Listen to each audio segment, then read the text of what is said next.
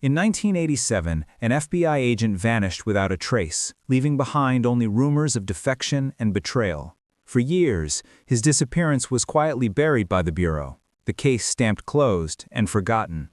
But 4 years later, inside a dusty storage unit in Maryland, investigators stumbled across something so unsettling, it unraveled the official story and revealed a truth far darker than anyone had imagined. The air in the secure archives of the Federal Bureau of Investigation smelled permanently of aged paper, stale coffee, and the quiet paranoia that comes from keeping the nation's deepest secrets. And that scent clung to Special Agent Caravant even 4 years after the day her world fractured, that day being the vanishing of Agent Elias Thorne in 1987, a case the Bureau officially stamped defection suspected and shoved into the deepest vault. But Karen knew the truth was much dirtier than a simple betrayal. Elias Thorne was 39 when he vanished, a man defined by a meticulous mind, a dry wit, and an almost obsessive loyalty to his country and his team. A background that made the defection theory a painful, systemic lie designed for easy closure, much like the school board audit that erased the students' names from the Bear Hollow records. He was an expert in counter-espionage and signal analysis, known for his work on Operation Chimera, a highly classified project aiming to identify a deeply embedded mole within the U.S. defense apparatus, a case that had already cost 2 careers and 3 reputations before Thorne took the lead. Kara, his former partner and closest confidant, remembered Elias's passions: classic jazz, cheap scotch, and collecting strange ceramic figures from estate sales, a seemingly mundane quirk that would become the unexpected key to unlocking a monumental conspiracy 4 years later. The urgent opening began not in 1987 but in the dusty heat of July 1991, 4 long years after Elias Thorne was declared officially missing. The Bureau, having liquidated Thorne's assets and closed his accounts within months of his vanishing, finally put the contents of his private possessions up for auction, scattering his life into boxes across the mid-Atlantic. Caravance, having spent those 4 years fighting institutional dismissal and enduring a reassignment to the quiet administrative hell of background checks, was the only person who refused to accept the finality of the tragedy. She had spent hours scrolling through public notices and archived property deeds, the obsessive persistence mirroring Claire Rand's search for the missing students. She found the last remaining piece of Thorne's life, a small, unmarked storage unit on the outskirts of Annapolis, Maryland, purchased by Elias just 3 weeks before he disappeared. The title format itself, FBI Agent Vanished in 1987. 4 years later, investigators find this in a storage unit, hung over the narrative like a promise of inevitable, shocking discovery. Kara drove to the unit, the humid air of the Chesapeake Bay oppressive, the sunlight reflecting off the endless rows of corrugated metal storage lockers. The place was run by a skeletal, quiet man named Mr. Henderson, who eyed Kara's federal identification with suspicion, muttering that the rent hadn't been paid in 4 years and he was glad to finally clear the space. The unit, Unit 44B, was small, dimly lit, and smelled of mothballs and undisturbed time. Inside there were just 3 objects: a worn leather briefcase, a heavy wooden crate sealed with industrial nails, and sitting prominently on top of the crate, a large, ornate ceramic eagle statue, painted in dull bronze and gray, its wings folded tight against its body. Kara immediately felt the paradox. Elias Thorne would never have stored sensitive files in an unsecured locker, but he certainly would have kept the ceramic eagle. It was identical to the one he had given her on her birthday years ago. She approached the statue, running a hand over the cold ceramic feathers. This small, specific object, found in a mundane location, was the unavoidable clue that challenged the entire official narrative. If Elias had defected, he would have emptied his life, not meticulously packed and stored 3 symbolic objects in a unit rented under his own name. The sealed briefcase contained only mundane items: a shaving kit, an old map of coastal Virginia, and a half-empty bottle of his favorite scotch. But the crate was heavy, secured by nails that looked freshly driven. Using a pry bar she kept in her trunk, Kara broke the seal on the crate. Inside, cushioned by shredded paper, lay a single, professional-grade micro-cassette recorder, a high-quality model rare even in 1987, its metallic surface gleaming dully in the dim light. This was not a casual object. This was a tool of his trade. As Kara lifted the recorder, she noticed something highly unusual about the ceramic eagle. Its weight distribution was wrong, slightly top-heavy. She remembered Elias's favorite phrase regarding counterintelligence. The deepest secret is always hidden in plain sight, usually inside something too ordinary to warrant a second look. She carefully examined the base of the statue, finding a hairline seam beneath the molded "Made in Taiwan" stamp. With a small knife from her kit, she pried open the seam. The statue split neatly in two, revealing a meticulously hollowed-out space. Inside, resting snugly on a bed of velvet, was a smaller, micro-cassette tape labeled simply, Chimera, A. Kara's heart hammered against her ribs. Chimera was the code name for the mole hunt. The Bureau had told her that all Chimera files were accounted for, locked down, and that Elias had destroyed his personal notes before leaving. This tiny tape was the definitive proof of the institutional lie and the conspiracy of erasure. She immediately radioed her office, speaking in careful, coded language, requesting immediate secure pickup of found evidence related to the Blue Eagle Protocol, a fictional designation they had shared years ago. She knew she couldn't rely on the Bureau's hierarchy. The system that had buried Elias would bury this tape too. The initial investigation into Elias Thorne's disappearance had been a textbook example of dismissal and erasure. The official conclusion, driven by Elias's primary supervisor, Deputy Director Harrison, was that Thorne, burdened by the pressure of Operation Chimera, had succumbed to a foreign offer, selling state secrets for a life of comfort abroad.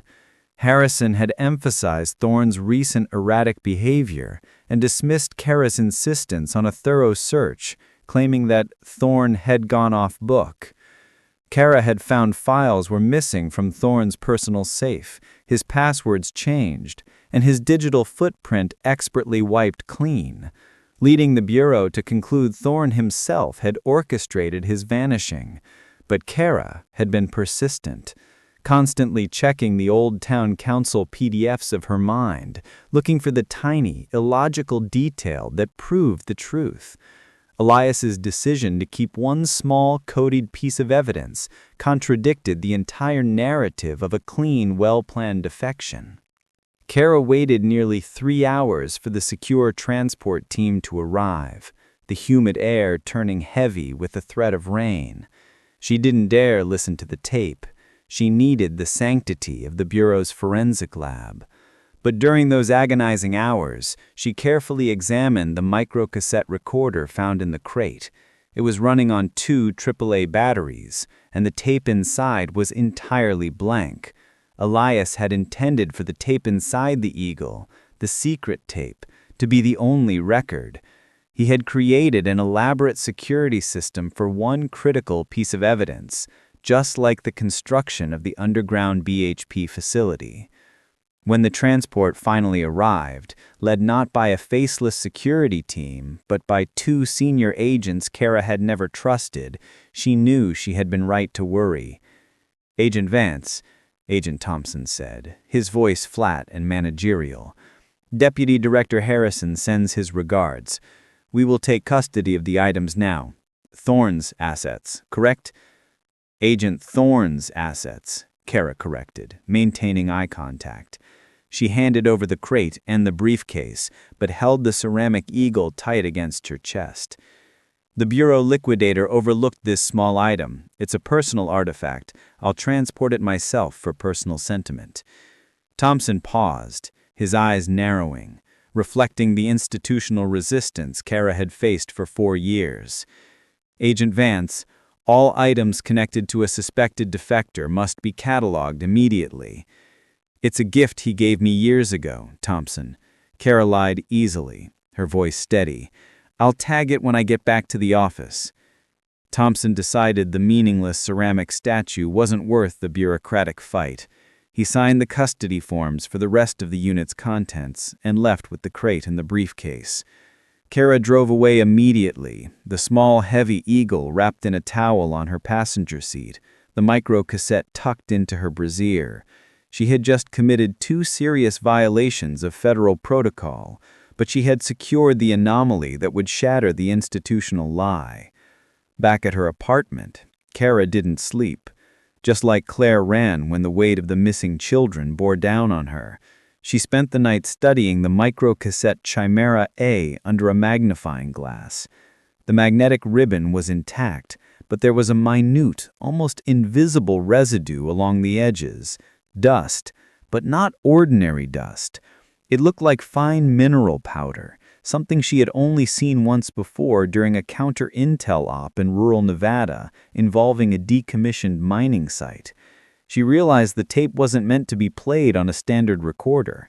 It needed specific decryption equipment, or it risked being destroyed. Elias had built a lock into his final message.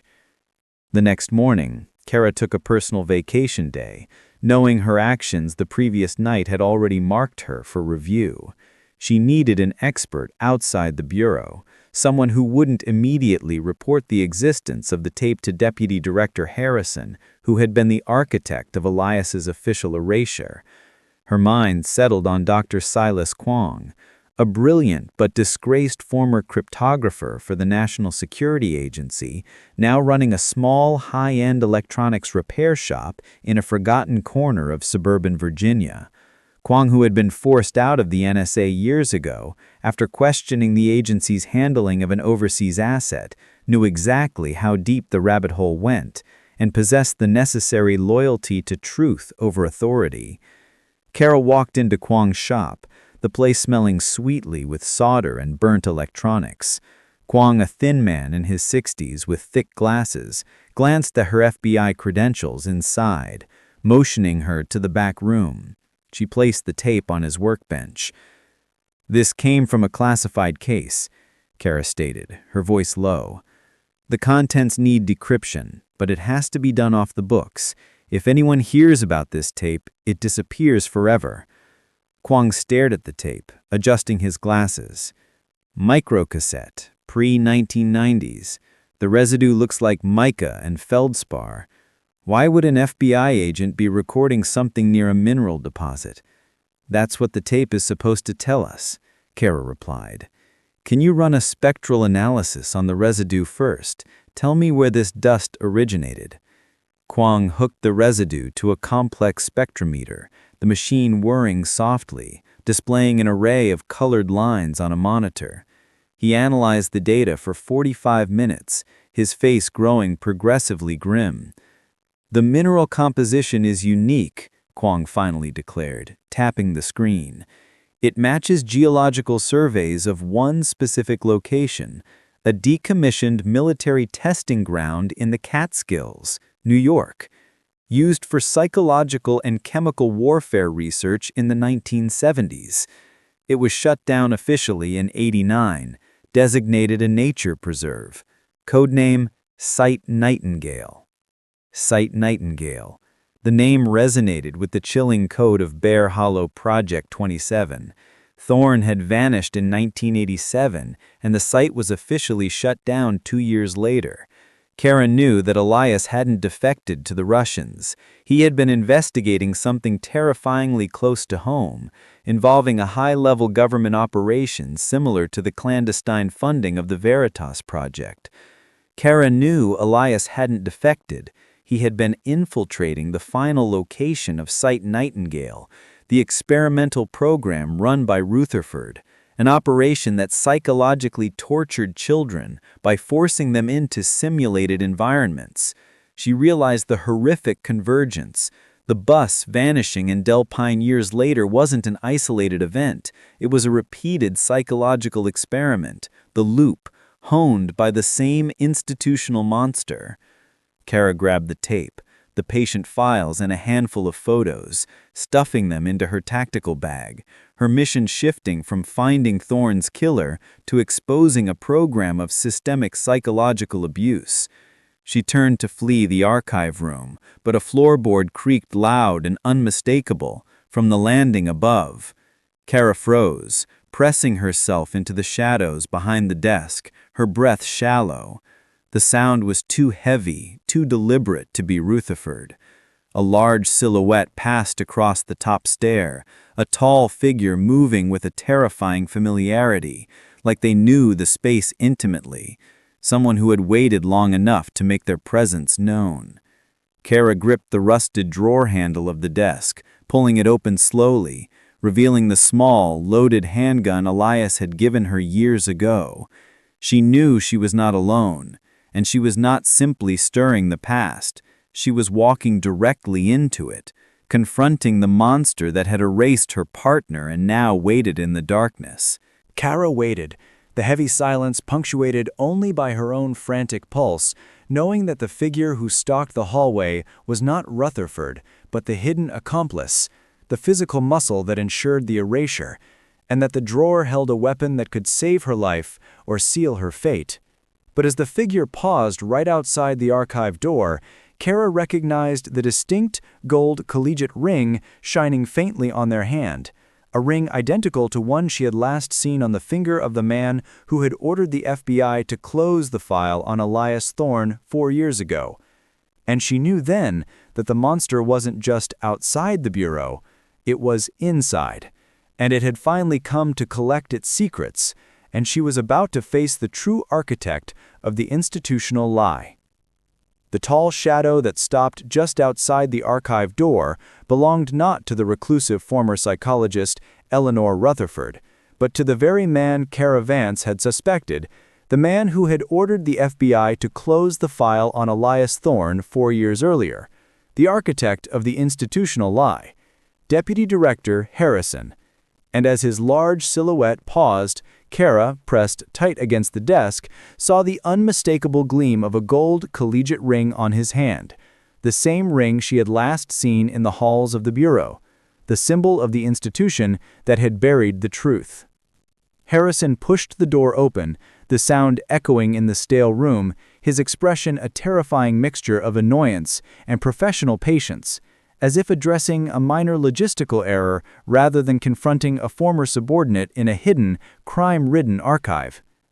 Kara moved with a desperate speed born of training and 4 years of rage, pulling the small rusted handgun Elias had given her from the drawer and leveling it at the deputy director's chest, the click of the hammer loud in the silence. "Don't move, Director." Kara's voice was steady, low, and cold. Harrison stopped instantly, his surprise fleeting, replaced by a calculating sneer. "Agent Vance, I should have known you wouldn't be able to let this go." Sentimentality is always the weakest link. Karen knew that Harrison was the physical muscle ensuring the erasure, the embodiment of the institutional dismissal that had plagued her investigation, the one who had sent the ominous message to her phone telling her to let it go. "Where is Thorne?" Kara demanded, her finger trembling slightly on the trigger. Harrison glanced dismissively at the reel-to-reel tape recorder on the desk, the one labeled Session 47, Nightingale, E.T., its presence already compromising his position. Thorne was a liability. He became too sympathetic to the assets. He chose to run an unsanctioned operation, and he was terminated. The file is closed. Karen knew she could not trust his word on Thorne's fate, but she needed to know about the archive, the fire, and the current threat. "You broke into my father's house. You stole my notes, and you came here to finish the job. Where is Rutherford?" Harrison only smiled, a chilling professional gesture. "Eleanor had grown careless, Agent Vance. She left too many things behind. This house is now officially deemed a total loss." As if on cue, a sudden, heavy odor of gasoline and scorched wiring hit Kara's nostrils, quickly followed by a strange, low cracking sound originating from the far end of the hallway, a sound that spoke of wood quickly surrendering to flame. Harrison hadn't come to kill Rutherford, he had come to ensure the erasure of the evidence, and Rutherford, anticipating his arrival, had activated her own failsafe, a destructive, comprehensive fire, mirroring the house fire that would conveniently destroy all traces of the conspiracy decades later in the Claire Rand story. She set the fire, Kara realized, her mind racing, the smoke beginning to snake into the archive room. Harrison took a step forward, his hands slowly rising in a gesture of false surrender. "The house is sealed, Agent Vance." You have 2 minutes before the integrity of the structure fails. Give me the tape and the file, and I'll ensure you have a clean exit and a full medical pension." But Kara was not fooled. She knew that the institutional betrayal went too deep, and Harrison only intended to seal her within the flames, just like the BHP facility was designed to be flooded. "You don't get to retire this truth, Director," Kara said, backing toward the broken sunroom door, her eyes fixed on the gold collegiate ring. She fired one shot, not at Harrison, but into the floor directly behind him, the deafening report shattering the archive's stillness and the fragile glass of the viewing window. Harrison recoiled, clutching at his ear, giving Kara the fraction of a second she needed. She bolted backward, scrambling through the shattered glass of the sunroom door, the flames already licking at the edges of the hallway, seizing the bag stuffed with the Janie Delcourt file, Rutherford's Session 47 tape, and the horrifying patient files. She ran like hell through the darkness of the Rutherford estate, the glow of the spreading fire illuminating her path, until she reached her car and sped away, leaving the entire history of Site Nightingale to burn to ash behind her. Safe in a secluded, abandoned cabin miles away, Kara began the detailed procedural deep dive into the documents she had risked her life to retrieve, the extensive detail necessary to justify the long runtime of the narrative. The contents of Janie Delcourt's file, labeled BHP-12, J.D. Delcourt Subject 6, revealed the terrifying core of the conspiracy, the psychological horror that Elias Thorne had tried to expose. The patient notes, signed by Eleanor M. Rutherford, Ph.D., lead clinical observer BHP, described a program of temporal dislocation and high auditory sensitivity where children were forced into a sensory deprivation environment, the bus, and made to believe it was constantly moving, mirroring the revelation that the bus never moved, you just made it feel like it did. This was the loop, the central experiment designed to break the children's perception of reality. The files also contained a series of coded transfers, tracking the movements of children labeled assets and failures. Assets were those who broke and became compliant. Failures were those who resisted, often speaking of the bus, the humming in the floor, and the sense of being underneath. Rutherford's final note on Janie's file, cycle complete, recommendation, silent site, reassign assets, terminate Baird, confirmed the erasure of the driver Alan Baird, who had grown too sympathetic, much like Elias himself. The note about the silent site sent a spike of cold fear through Kara. This was the location Thorne had been desperately searching for in 1987. Kara recognized that the institutional cruelty of the Veritas Project and the Marco Halcone abuse case, where victims were isolated and their identities erased through medical lies, had its deep and terrifying roots right here in Rutherford's EHP. Kara spent the next week dissecting the patient files and the archive sketches, determined to find the location of the silent site. The drawings, done with manic precision, showed cross-sections of buildings, ventilation shafts, and repeatedly a small, heavily fortified structure beneath a recognizable mountain ridge in the Catskills, confirming the geological residue Kwong had identified on Thorne's tape. Critically, nestled in a fold in Janie's intake papers, Kara found a small, heavily creased piece of notebook paper. It wasn't Rutherford's careful, professional script. It was Elias Thorne's handwriting, tiny and rushed. It was a list of coordinates, followed by a note. Rutherford is clean. The system is the monster. Failures go to the rail yard. Find the transfer point. Look for the second ping. This was Thorne's final desperate attempt to communicate, a physical key to the mystery, proving that the anomaly of the second GPS ping near a defunct rail station was not a glitch, but a deliberate transfer point used by the conspirators. To verify Thorne's notes, Kara knew she had to leave the archive of the dead and find a living witness, someone outside the FBI's controlled narrative, a reluctant insider, similar to Tom Granger or Ray Alvarez.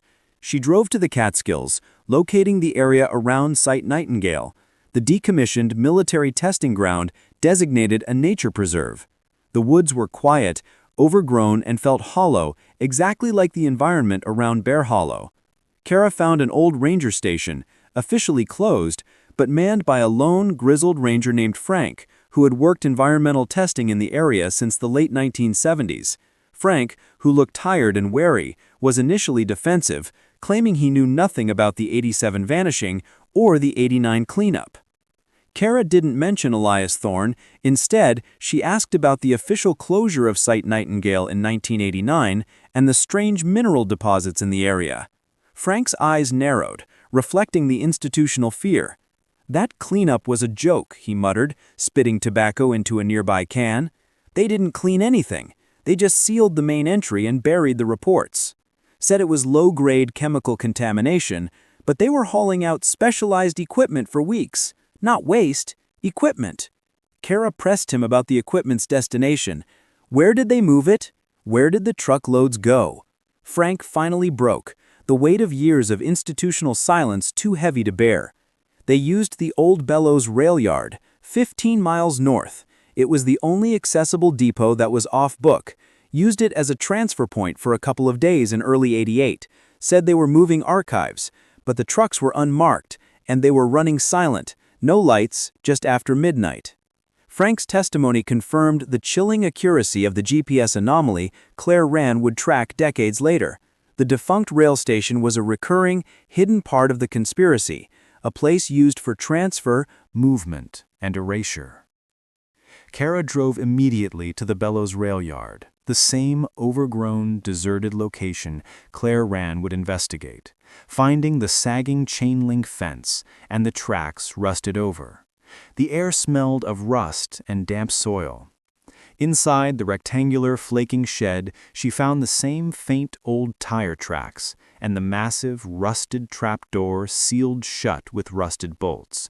The chain snapped clean, exactly as described in the future accounts. This trapdoor was the physical breakthrough that linked Thorne's 1987 disappearance to the current location of the operation. She realized that the Bellows rail yard wasn't a historical artifact.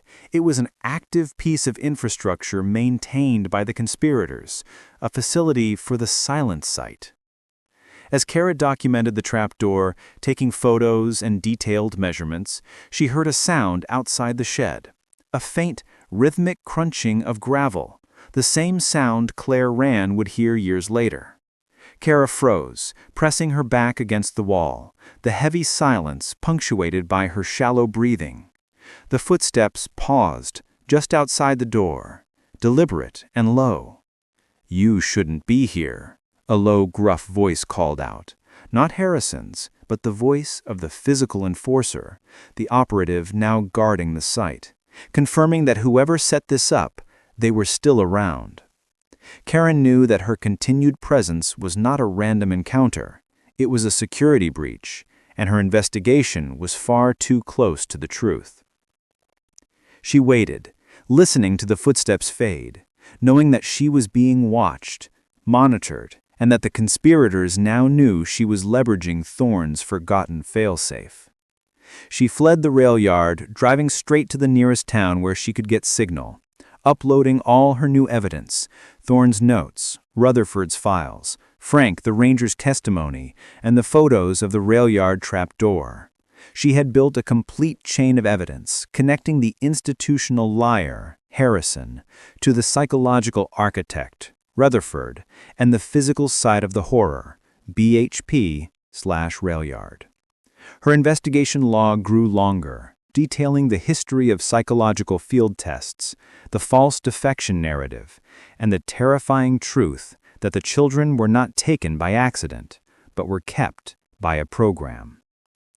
Karen knew the window was closing fast.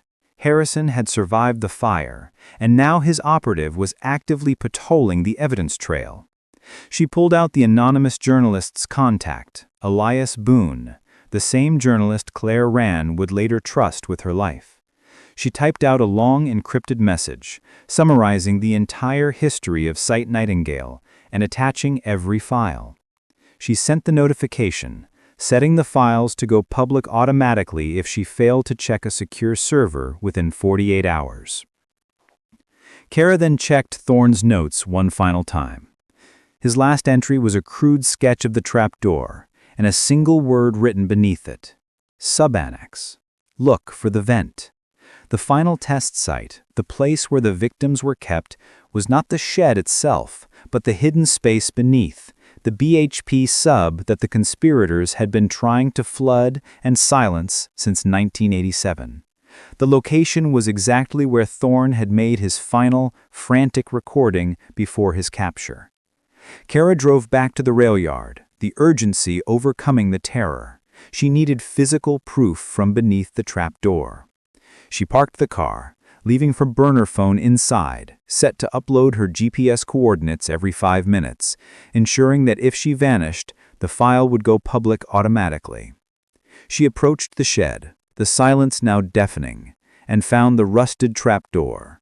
She knew that the true danger was not the man with the gold ring, but the horrific, hidden reality beneath her feet. As she leveraged the pry bar to attack the rusted bolts, the heavy metal shrieking, a sound like a desperate scream of the past, she felt the ominous vibration of footsteps, fast and deliberate, approaching from the dense tree line, confirming that the operative had returned. And this time, he wasn't just watching. Kara Vance knew she was walking directly into the center of the erasure, and the battle for Elias Thorne's legacy and the voices of the children he died trying to save was about to begin in the cold, dark subannex below.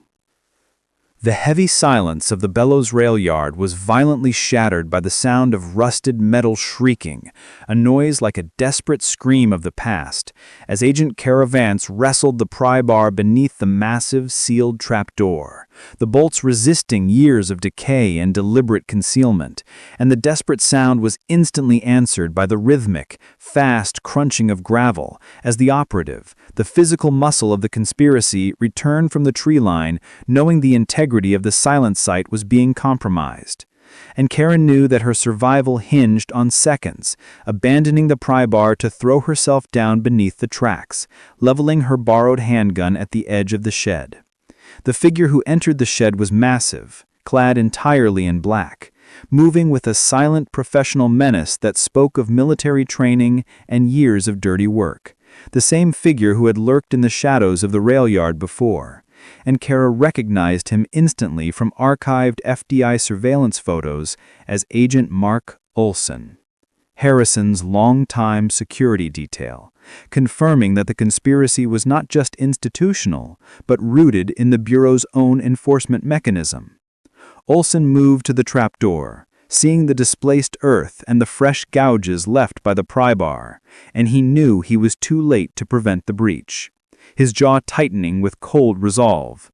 And as he reached for his own weapon, Kara fired one warning shot into the concrete floor, the sound deafening in the enclosed space. Olson paused, recognizing the distinctive crack of an older, non-standard issue firearm, a weapon he knew Elias Thorne favored, confirming that Kara was not simply a trespasser, but Elias's last remaining link to the outside world, the one who had successfully leveraged his coded failsafe. Kara used the distraction to lunge back to the trapdoor, tearing at the few remaining rusted rivets that held it in place, screaming at Olson that the files had already been sent, that the truth was coming out, attempting to buy time for the physical breakthrough that had eluded Elias Thorne 4 years earlier. Olson lunged for her, but Kara braced herself against the rusted door, putting all her weight into one final pull, and the trapdoor gave way with a final, massive groan of surrender, dropping open to reveal a black, gaping hole beneath the shed floor, the cold air rising up, smelling of disinfectant and stale, stagnant humidity, the distinctive atmosphere of the BHP subannex. Kara dropped the pry bar and scrambled down the narrow vertical steel ladder, her flashlight cutting through the oppressive darkness, the beam illuminating a descent into a concrete tunnel barely wide enough for a person, the walls slick with condensation and lined with thick, exposed pipes. And she heard Olson beginning his own descent right behind her, his movements heavy and determined, and she knew she was locked in a life-and-death pursuit within the heart of the conspiracy, the very mechanism of erasure. The tunnel opened into a massive, echoing chamber, carved directly into the mountain bedrock. A hidden complex that spoke of immense, government-level resources, far beyond the capabilities of a single former psychologist, confirming that the Mornington Educational Trust was merely a shell for a decades-long systematic program. This space was the silent site, the ultimate sub-annex, and it was exactly as cold, clean, and soundproofed as the Ward B annex discovered in the Veritas project. Kara's light swept across the chamber, revealing a series of interconnected reinforced containment units, each door heavy, each window small, reminiscent of a prison ward or a research lab. And the entire complex hummed with a low mechanical vibration that seemed to penetrate the bone, the same inexplicable sound Janie Delcourt had described in her terror, the humming that said, "We shouldn't leave." Kara pressed herself against a control panel, its screen dark, its wiring exposed, and she heard the metallic clang of Olsen's boots hitting the concrete floor of the chamber, his voice echoing, calm and lethal, telling her to surrender, that the failure of Elias Thorne had been bad enough, but her own defiance would only result in a worse ending. Kara ignored him, recognizing the chilling convergence, the horrors committed against the children in the Delphine bus experiment, the forced isolation of Maya Bell in the hospital sub-basement, and the current containment of the truth were all linked by this same institutional system of cruelty. She focused on the units, searching for a sign, a name, anything that pointed to Elias Thorne. The units were labeled not with names, but with codes. Asset 01, Asset 04, Failure R, and near the back wall, a single, heavily fortified door marked ET-00. Karen knew this was it, Elias Thorne. She moved quickly, pulling out the small rusted handgun, realizing that the confrontation was not just physical, but symbolic, a fight against the very man who had presided over the institutional lie. Olsen burst from the tunnel entrance, his weapon drawn, but Kara fired twice at the exposed wiring near the ceiling, the electricity exploding in a shower of sparks, plunging the complex into near-total darkness, leaving only the weak beam of Kara's flashlight and the oppressive, silent hum of the machinery. Kara used the chaos, springing toward the ET-00 door, finding the emergency manual release beneath a rusted panel, the lock mechanism archaic but functional. Olsen was shouting now, ordering her to stop, but the urgency of finding Elias overrode all fear. Kara threw her weight onto the lever, and the door to ET-00 shrieked open, revealing a small, sterile concrete room exactly the size of a solitary confinement cell.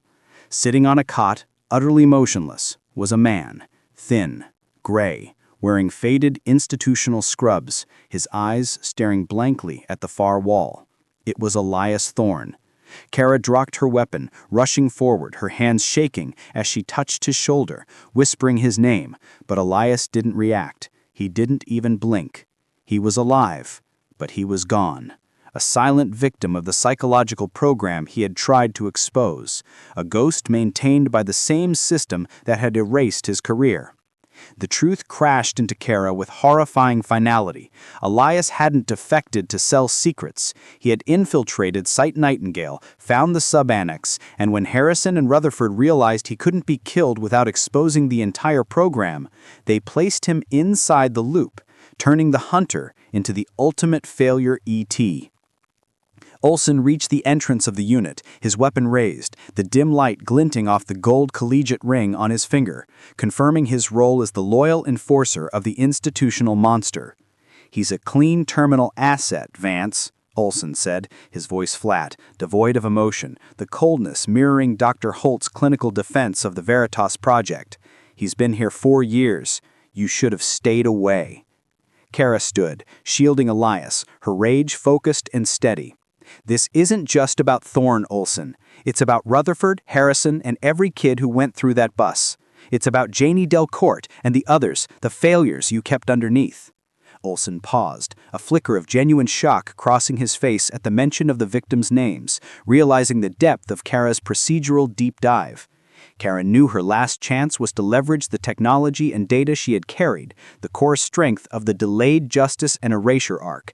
She activated the burner phone hidden in her pocket, the one set to upload her GPS coordinates every 5 minutes, confirming her deep location to the outside world, the signal now fighting through the sub-annex's thick concrete shielding. The flash of the phone's screen was Olson's undoing. He lunged toward her, but Kara shoved the manual release lever again, sealing the ET-00 door, trapping herself and Elias inside, a desperate act of self-containment. Olson slammed his body against the reinforced steel, shouting that she couldn't escape, that the sub-annex was sealed, and that the fire at Rutherford's house had successfully covered their tracks. Kara looked at the screen of the burner phone. The signal was weak, but the coordinates were out, the failsafe had activated, and the countdown had begun for the public release of the entire Chimera A file. Kara stayed in the sealed unit for nearly 6 hours, the silence broken only by the continuous low mechanical hum of the complex and the distant, muffled sound of Olson's frantic efforts to breach the ET-00 door, his rage escalating as he realized the severity of the institutional compromise. Outside in the waking world, the journalist Elias Boone received the final, timed notification on his secured server, the full field evidence Greystone incident file. Thorne's tape, Rutherford's patient files, the GPS ping data, and Kara's latest coordinates from deep within the Catskills sub-annex. Everything required for justice and public exposure. Boone, realizing the scope was far bigger than any single mole hunt, immediately contacted his most trusted sources in the intelligence community and major national news outlets, ensuring that the sheer volume and damning nature of the evidence could not be suppressed by the inevitable institutional lie from Deputy Director Harrison. The media storm that erupted was immediate and overwhelming, the revelation of a top-tier FBI deputy director linked to a defunct classified psychological testing site involving the manipulation of missing children, forcing a response from the highest levels of government. Within hours, a secured tactical team, responding to the overwhelming public pressure and the verified coordinates, breached the Bellows rail yard, finding Olson still frantically attempting to cut through the ET-00 door. Olson was immediately taken into federal custody, his gold collegiate ring stripped from his finger, the physical enforcer finally silenced. Kara and Elias Thorne were recovered from the unit. Kara exhausted but physically unharmed, Elias alive but irrevocably damaged by 4 years of sensory isolation and psychological assault, a chilling testament to the horrors conducted in the sub-annex.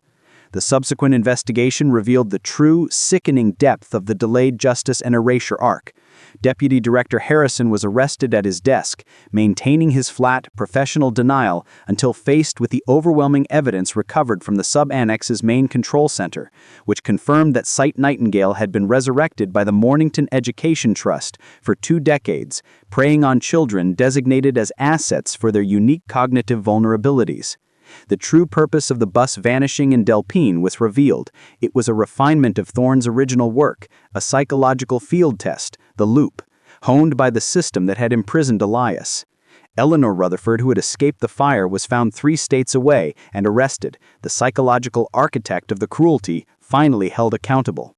The assets, the children who had vanished, were confirmed to be scattered across various clandestine treatment facilities run by shell companies linked to the trust. Their identities systematically erased, their minds manipulated into accepting their captivity, a slow, sustained horror reminiscent of Izzy's psychological prison. The aftermath was monumental, fulfilling the legacy requirement of the narrative. Operation Chimera was publicly dissolved, and a massive federal task force was established to track down and recover every child documented in Rutherford's archive, leading to the justice and public exposure that justified the long narrative investment.